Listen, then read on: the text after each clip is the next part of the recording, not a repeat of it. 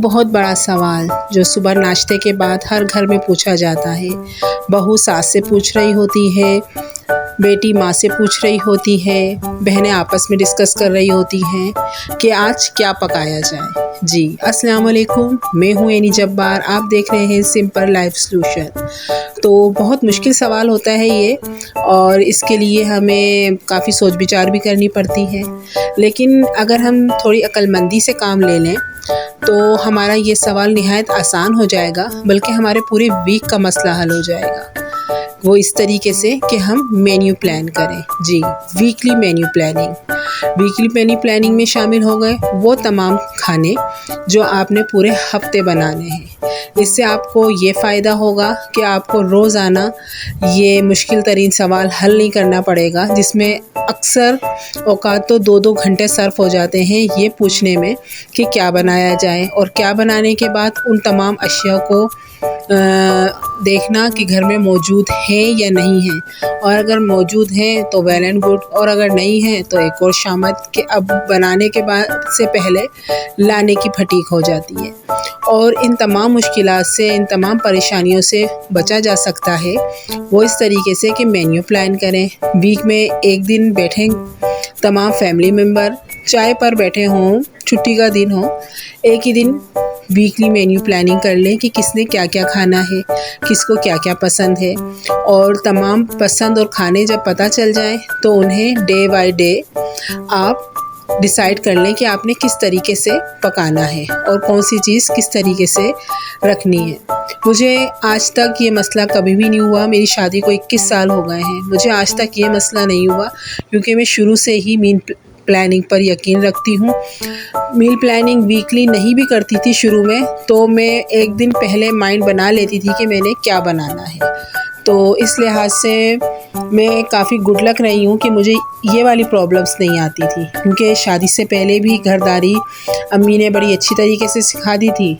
तो शादी के बाद वो तमाम टिप्स, वो तमाम घरदारियाँ, सलीका बहुत काम आया, और इसी तरीके से ससुराल में भी हमने अपनी जगह बनाई इन्हीं तौर तरीक़ों से। तो मेरी वो तमाम बहनें जिनकी नई नई शादी हुई है वो परेशान हैं कि किचन कैसे चलाया जाए और मील प्लानिंग कैसे की जाए, तो कॉपी और पेंसिल उठाइए और अपने फैमिली मेम्बर से उनकी पसंद मालूम कीजिए। निहायत आसान है, चलते फिरते हंसी मजाक में, बातचीत में आपको ये पता चल जाएगा कि आपके फैमिली मेम्बर आया खाना क्या चाहते हैं। तो उन्हीं तमाम खानों को आप डिसाइड करें, एक दिन क्या पकाना है, दोपहर में क्या पकाना है, शाम में क्या पकाना है, या कुछ घरों में एक टाइम खाना बनता है तो उन्होंने एक ही दिन में किस तरीके से बनाना है, चावल कितने दिन बनाना है, रोटी कितने दिन बनाना है, मेहमानों के लिए क्या प्रिपरेशन करके रखनी है। क्योंकि अब वो वक्त नहीं है कि मेहमान बगैर बताए आ जाए, मेहमान बताकर आते हैं, कॉल करके आते हैं। तो अब वो वाली टेंशन भी ख़त्म हो गई है कि कौवा बोलेगा तो मेहमान आएंगे। बहुत पुरानी बात मैं आपको बता रही हूँ, ये इस किस्म की बातें हमारी नानियाँ दादियाँ करती थी कि आज कौवा बोला है तो ज़रूर मेहमान आएंगे। तो आप अपने टॉपिक की तरफ आते हैं कि आपका जैसा बजट हो, आपने कितने दिन सब्ज़ी बनानी है, कितने दिन गोश्त बनाना है, या गोश्त और सब्ज़ी इकट्ठा बनानी है, दालें कितने दिन बनानी है। 7 डेज़ होते हैं। तो इस तरीके से आप प्रिपरेशन कीजिए कि लोग, आपके जो फैमिली मेम्बर्स हैं, वो दाल खा खा के ना परेशान हो जाएं या सब्ज़ी खाकर परेशान ना हो जाएं। तो मिली जुला रुझान रख के, सबकी पसंद का ख्याल करके आप मेन्यू प्लान करें। और आप वीडियो देखते देखते यहाँ तक आ गए हैं तो प्लीज़ मेरे चैनल को सब्सक्राइब कीजिए, मेरी वीडियोस को लाइक एंड शेयर करें, और प्लीज़ मेरी वीडियो को वॉच करें। मेरा न्यू चैनल है और मुझे आपके प्यार की, आपकी सपोर्ट की बहुत ज़रूरत है, और मुझे अपने अल्लाह पर पूरा यकीन है कि इंशाअल्लाह मैं कामयाब हो जाऊँगी। अक्सर घरों में चाय के साथ भी कुछ ना कुछ बनाया जाता है और खाया भी जाता है। तो स्नैक्स वगैरह भी आप कबाब बना लें, या छोटे छोटे जो समोसा पट्टी आती है, रोल्स आते हैं, वो बना लें।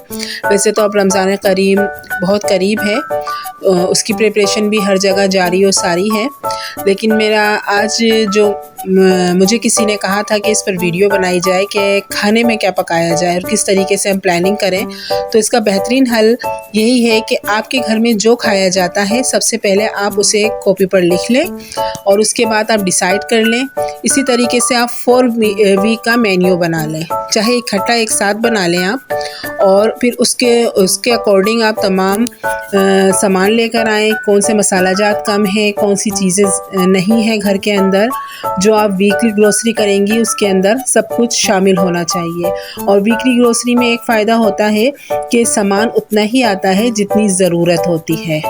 इन तमाम टिप्स को अपनाते हुए चीज़ ज़ाया नहीं होती है, बजट अपसेट नहीं होता है, अखराजात बढ़ते नहीं हैं, क्योंकि हमें पता होता है कि वीक पे हमने क्या क्या मंगाना है और कितना मंगाना है और कितना पकेगा, और मेहमान कौन से आने हैं और मेहमानों के लिए हमने किस तरीके का बजट बनाना है। ठीक है, अगर आप लिखेंगी नहीं तो आप बहुत ज़्यादा परेशान हो जाएंगी। मेरी आपको यही एडवाइस है कि आप अपना बजट लिखें, आप अपनी जितना भी आपने मील प्लानिंग करना है उसे लिखें, तो आपको बहुत ज़्यादा आसानी हो जाएगी। इन तमाम कामों को एक दफ़ा आप करके देखिए, अपनी ज़िंदगी में शामिल करके देखें, वीक करके शामिल करें तो आपको आसानी लगेगी बनिस्बत इसके कि आप सोचें। कभी बाज़ औक़ात ऐसा होता है कि हम सोचते हैं कुछ है, फिर हम पका कुछ लेते हैं, फिर वो सामान नहीं होता।